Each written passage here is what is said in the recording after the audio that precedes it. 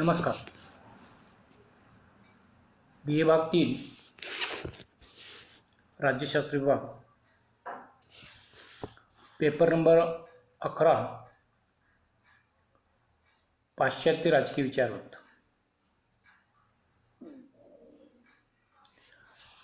या पेपरमधील आपण पहिले प्रकरण किंवा पहिला विचारवंत प्लेटो, दुसरं प्रकरण किंवा दुसरा विचारवंत अरिस्टॉटल यांची सविस्तर माहिती घेतलेली आहे. यानंतर या पेपरमधील तिसरा विचारवंत निकोलो मॅकियावेली.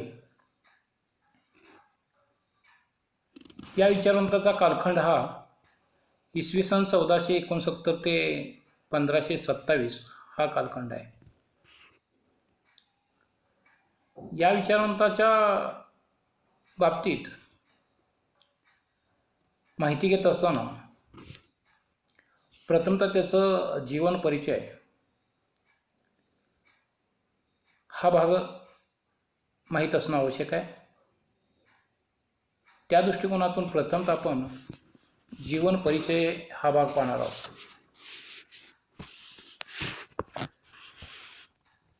मध्ययुगाचा शेवट आणि धर्मसुधारणेच्या काळाचा आरंभ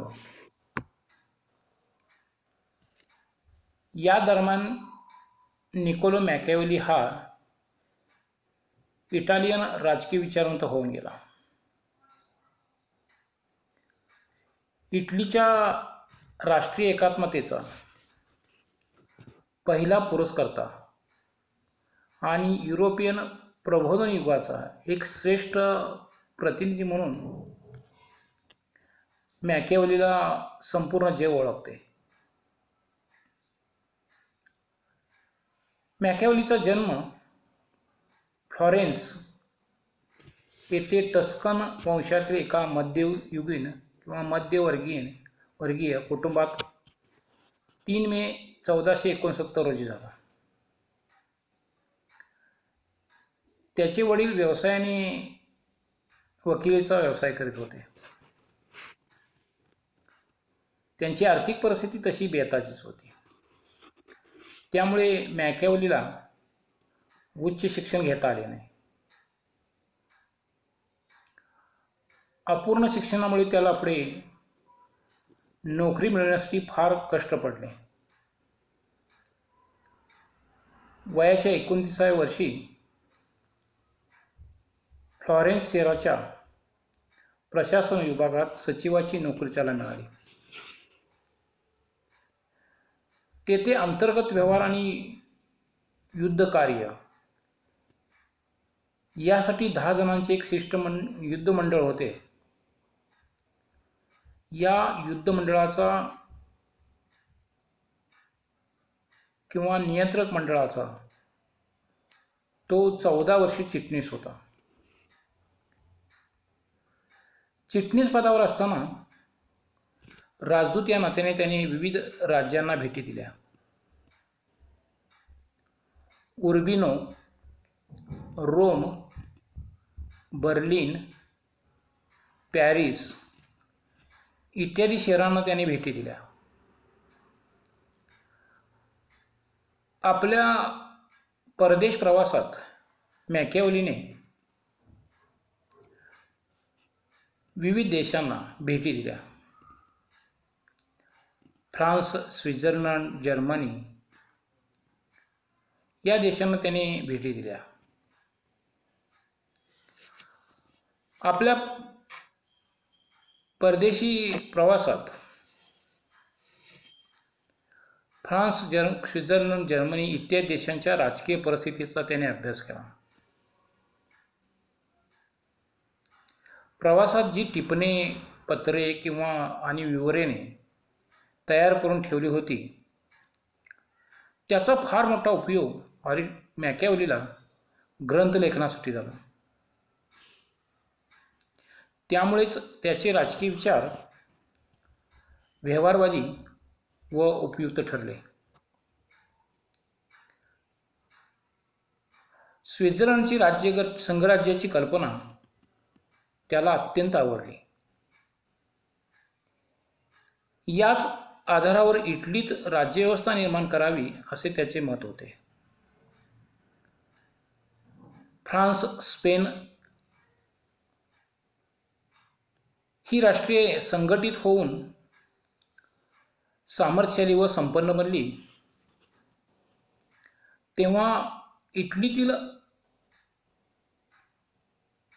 कमकुवत झालेली छोटी नगरराज्ये एकत्र आली पाहिजेत, एकसंघ झाली पाहिजेत असे त्याचे मत होते. परंतु इटलीमध्ये 1512 मध्ये पोप दुसरा ज्युलियन्स यांनी स्पेन व व्हेनिस यांच्याशी मैत्री करून एक पवित्र संघ निर्माण केला. पवित्र संघाच्या सैन्याने फ्लोरेन्स नगर राज्याने आक्रमण करून तेथील शहर राज्याची सत्ता नष्ट केली. फ्लोरेन्समध्ये मेडीची घराण्याची सत्ता प्रस्थापित केली आणि मॅकॅव्हेलीला नोकरीतून काढून टाकले. मेडीची घराण्याविरुद्धच्या कटामध्ये सामील झाल्याचा वहीम त्याच्यावर ठेवून, वहीम याचा अर्थ आरोप, त्याच्यावरती ठेवून त्याला 1 वर्षाची कारावासाची शिक्षा केली. परंतु काही दिवसातच तो निर्दोष आहे असे आढळून आल्याने त्याला सोडून देण्यात आले. फ्लॉरेन्स जवळील एका लहानशा खेडेगावात मॅकॅव्हेलीने राहण्यास सुरुवात केली. एकांतवासाच्या याच काळात मॅकॅव्हेलीने काही महत्त्वाचे ग्रंथलेखन केले. आयुष्याची शेवटची 15 वर्षे त्यांनी एकाकी जीवन कंटावे लागले. या काळात जरी तो लेखन कार्य करीत होता तरी प्रत्यक्षात सक्रिय राजकारणाच्या जीवनासाठी त्याच्या मनाची आंतरिक तळमळ चालू होती. म्हणूनच तो आशाळभूतपणे मेडीची घराण्याच्या प्रमुखांशी संबंध ठेवून होता. इसवी सन 1525 मध्ये स्पेनचा राजा 5वा चार्लस आणि जर्मनीचा सम्राट यांच्या नेतृत्वाखाली स्पेन व जर्मनी यांचे इटलीवर आक्रमण सुरू झाले. तेव्हा फ्लॉरेन्सचे रक्षण आणि किल्ल्यांचा बंदोबस्त करण्यासाठी मॅकॅव्हेलीची नेमणूक करण्यात आली. परंतु 16 मे 1527 रोजी रोम शहर पाडण्यात आले. त्याचबरोबर फ्लॉरेन्सची मेडीची राजघराण्याची सत्ता संपुष्टात आली. फ्लॉरेन्सला पुन्हा गणराज्याची स्थापना झाली आणि मॅकॅव्हेलीला आपले पूर्वीचे पद पुन्हा मिळेल अशी आशा होती. परंतु मेडीच्या राजवटीशी त्यांनी शेवटी जे सहकार्य केले त्यामुळे तो शंकास्पद ठरला व डावलला गेला. पुढे 1 महिन्यानंतर सन 1527 जूनच्या 20 तारखेस मॅकॅव्हेलीला पोटदुखीच्या आजाराने निधन पावलं. मॅकॅव्हेलीची ग्रंथरचना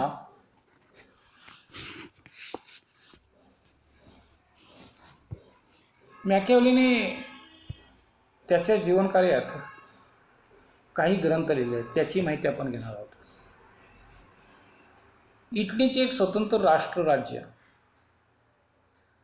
निर्माण व्हावे अशी मॅकियावेलीची तीव्र इच्छा होती.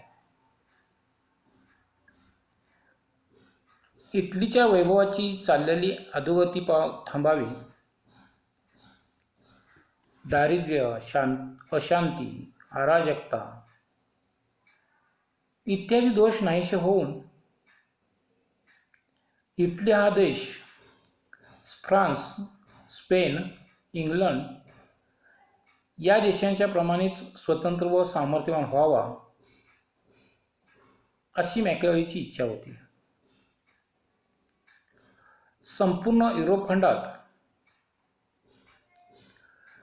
जसा ज्ञानाचा पुनरुदय होत होता, तसा ज्ञानाचा पुनरुदय इटलीत व्हावा, धर्मकल्पना, अंधश्रद्धा यापासून इटालियन समाजाची सुटका व्हावी, राजकारणाची धर्म व नैतिकता यापासून फारकत व्हावी,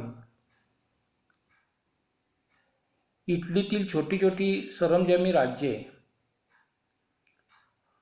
नष्ट होऊन एकच राजतंत्राखाली इटलीचे स्वतंत्र सार्वभौम राष्ट्र निर्माण व्हावे अशी विचारसरणी मॅकियावेलीच्या विविध ग्रंथातून प्रकट होते.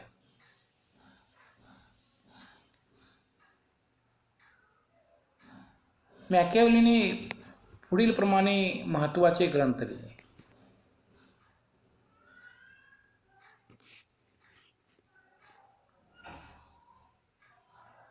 पहिला ग्रंथ आहे त्याचा महत्त्वाचा म्हणजे दी प्रिन्स, इसवी सन 1513 मध्ये त्याने लिहिला. दुसरा ग्रंथ आहे तो म्हणजे इतिहास व राजनीती याविषयी त्याचं संभाषण असलेले ग्रंथ आहे. त्याचा तिसरा ग्रंथ युद्धकला, आर्ट ऑफ वार, युद्धकला इसवी सन 1520 मध्ये त्याने लिहिला. चौथा ग्रंथ आहे तो म्हणजे हिस्ट्री ऑफ फ्लॉरेन्सचा इतिहास, इसवी सन 1520 ते 1527. वरील राजकीय ग्रंथाशिवाय त्यांनी मांद्रागोरा नावाचे एक नाटक रचले होते. हे नाटक म्हणजे 16व्या शतकातील इटलीच्या रंगमंचावरील सर्व सुंदर सुकांतिका होय.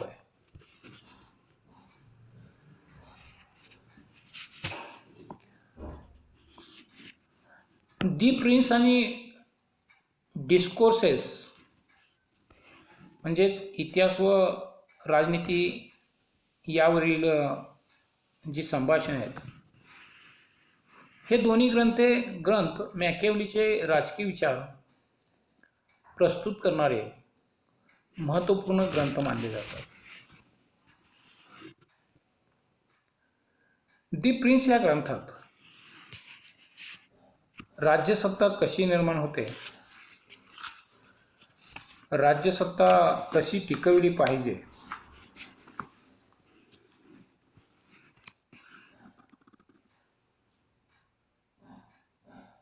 आणि राज्यसत्ता कशी नष्ट होते याचे यथार्थ विवेचन केलेलं आहे.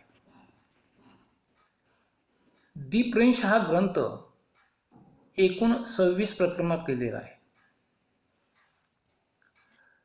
राज्याच्या स्वरूपाविषयी, कार्याविषयी विवेचन करताना मॅकियावेलीने राजाला उपदेश केलेला आहे. राजपद, राजाची कर्तव्य, प्रजेचे कल्याण इत्यादी गोष्टींचे मार्मिक विवेचन त्याने केलेलं आहे. डिस्कोर्सेस या ग्रंथात इतिहास व राजनीती या विषयावरील संभाषणे दिलेली आहेत. राज्याचा उदय आणि राज्यव्यवहार या संबंधीचे विवेचन या ग्रंथात आढळते. एकंदरीत या दोन ग्रंथांमध्ये असे म्हणता येईल की मॅकियावेलींनी इतिहास व राजनीती या विषयावरील विविध संभाषणे लिहून राज्यकर्त्यांना राज्यव्यवहाराबाबत उपदेश व मार्गदर्शन केलेले आहे. मॅकियावेलीची अभ्यास पद्धती. मॅकियावेलीची अभ्यास पद्धती मध्ययुगीन विचारवंतांच्या पद्धतीपेक्षा वेगळी होती. धार्मिक दृष्टिकोनातून मध्ययुगात विविध विषयांचा अभ्यास रूढ पद्धतीने केला जात असे. त्यामुळे त्याचे विचार काल्पनिक, तर्कविसंगत व अवास्तववादी वाटतात. धार्मिक कल्पना, अंधश्रद्धा इत्यादी गोष्टींचा त्यावेळच्या विचारवंतांच्यावर पगडा होता. परंतु मॅकियावेलीने या मध्ययुगीन पारंपरिक पद्धतीचा त्याग करून नव्या वैज्ञानिक पद्धतीचा अवलंब केला. ऐतिहासिक पद्धतीचा स्वीकार करून निरीक्षणाचा आधार घेऊन त्याने वास्तववादी विचार मांडलेले दिसून येतात. राजकीय विचार मांडताना त्यांनी तुलनात्मक पद्धतीचा स्वीकार केला होता. मॅकियावेली स्वतः शहर राज्याच्या प्रशासनात काम करीत होता. त्यामुळे त्याने राजदूताची कामगिरी बजावताना विविध देशाच्या राजकीय परिस्थितींचे, पद्धतींचे निरीक्षण केले आणि मिळालेल्या माहितीचे संकलन, वर्गीकरण, पृथक्करण करून निष्कर्ष काढले. जुनी निगमनाची पद्धती सोडून नवी निगमनाची पद्धती त्याने स्वीकारली. त्यामुळे त्याचे विचार तर्कसंगत ठरले. त्यांनी ऐतिहासिक घटनांचा आधार घेऊन प्रत्यक्ष वस्तुस्थितीची सुसंगत असे विचार मांडले. अशा रीतीने ऐतिहासिक, निरीक्षणात्मक, वास्तववादी, तुलनात्मक व वैज्ञानिक दृष्टिकोनातून राजकीय विचार मांडणारा युरोप खंडातील पहिला आधुनिक विचारवंत म्हणून तो प्रसिद्ध पावला. पश्चिमी समीक्षक मॅकियावेलीला एका नव्या विज्ञानाचा एक संस्थापक म्हणून मानले जाते. नैतिक भावनेच्या कक्षेतून अलिप्तपणे वेगळी झालेली बौद्धिक मीमांसा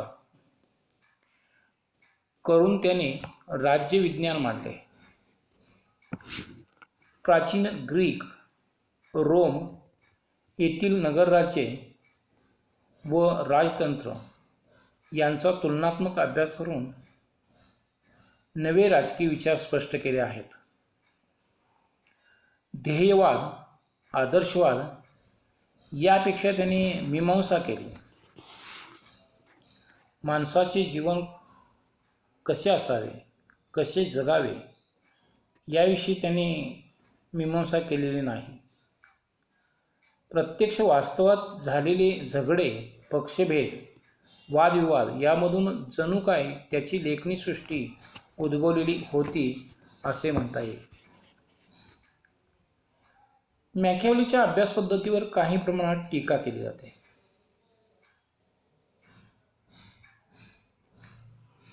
ती म्हणजे त्याच्या अभ्यास पद्धती पूर्णपणे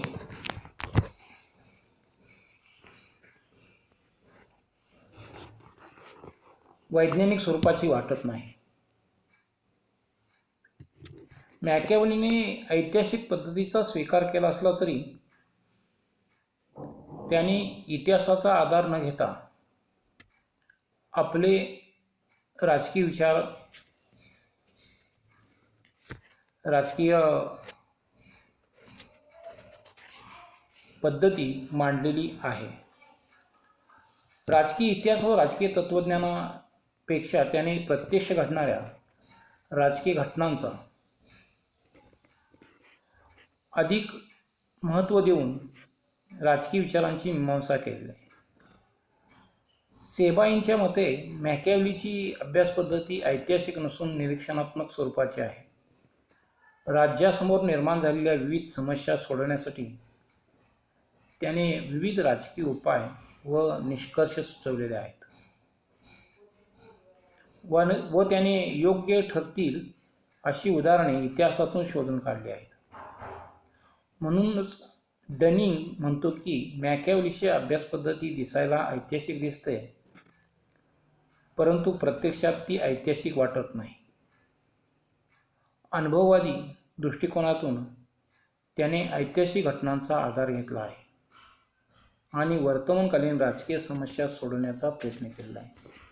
अशा प्रकारे आपणास मॅकियावेलीचे जीवन परिचय, त्याची ग्रंथरचना, अभ्यास पद्धती यासंबंधीची माहिती आवश्यक आहे. या माहितीच्या आधारे त्याने जे विचार मांडले त्या विचार आपल्याला समजून घेण्यास उपयुक्त ठरते. त्यामुळे जीवन परिचय हा भाग या ठिकाणी पाहणं आवश्यक ठरतं. जीवन परिचय, त्याची ग्रंथरचना आणि अभ्यास पद्धती हा मुद्दा या ठिकाणी सांगतोय. थँक्यू.